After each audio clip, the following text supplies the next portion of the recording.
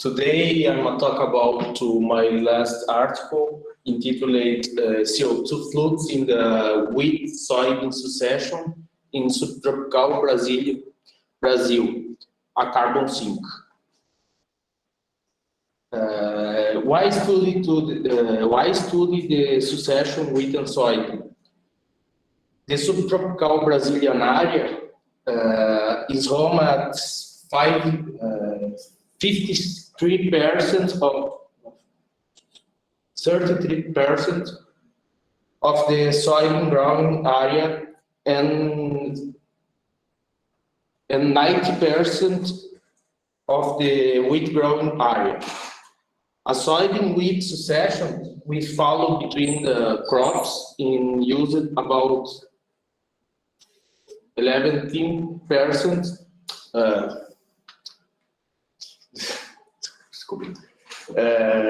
12% of cultivated area in this region.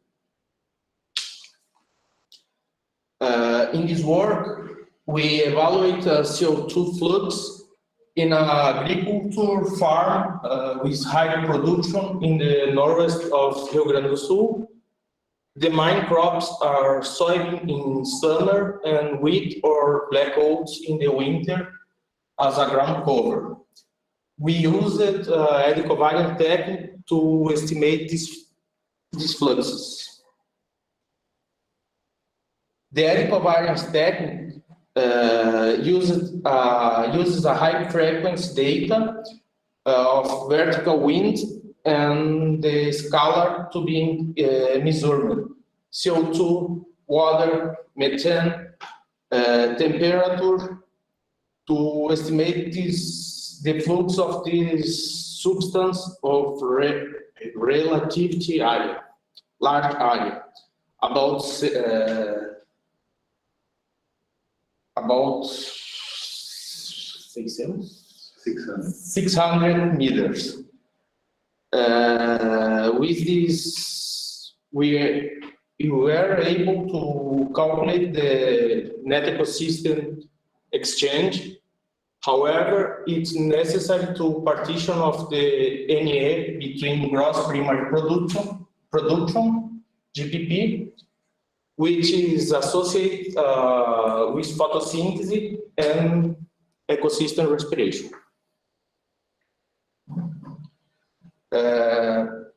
For this partition, the CO2 flux or net ecosystem exchange represent the difference between the gross primary production and the ecosystem respiration. The partition of NA and between GPP and ecosystem respiration was performed using the ready proc package, and we used the daytime approach described by Wutzler. In this method, the parameters of alpha, beta, and E0 are calibrated as a function of global radiation and temperature. And we can calculate GPP in record.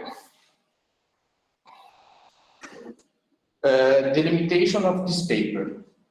We didn't have the full week period in the first year, as the sensor started working on 33rd day after growing. The tower has moved approximately 10 months after the start of the study. In this area, wheat was planted. After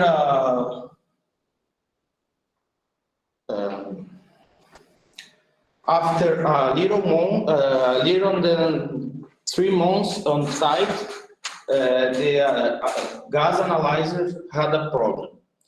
For the annual carbon integration, we estimated the initial period of wheat calibrating the previous equation using the following year's data.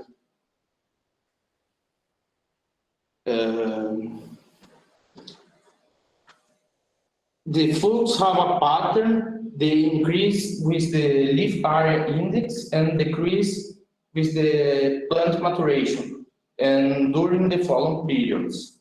There is more respiration than GPP. In the blue section represent the periods, estimated periods of the wheat.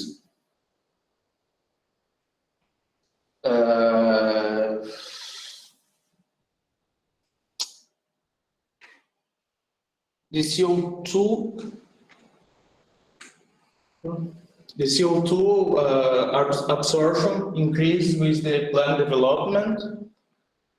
The leaf area index shows the development of plants. During the ground developing and feeding, the system is a carbon sink.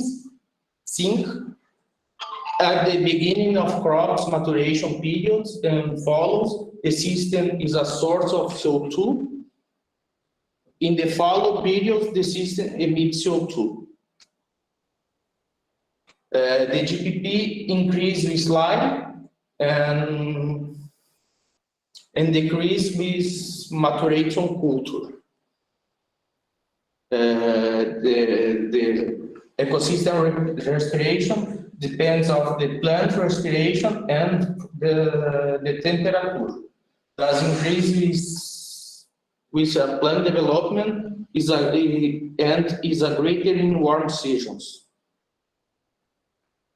This figure shows of accumulated carbon exchange in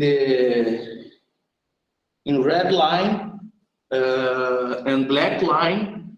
We shows the fallow periods and the green line and blue line the wheat and soybean. The carbon from the ground returns to the atmosphere after consumption. Even considering the carbon from the ground that return to atmosphere after consumption, wheat and soybean are a carbon sink. And conclusions. The succession wheat, soybean, and fallow crops through the year proved to be a carbon sink in subtropical regions, approximately 50 grams of carbon per square meters per year. The following periods remit about 27% of the carbon absorbed in the harvest period. The results obtained here demonstrate that the wheat and soybean succession was a carbon sink under this specifically made condition, and field management practice and the long following periods between crops limited the agroecosystem from become a more efficient carbon sink.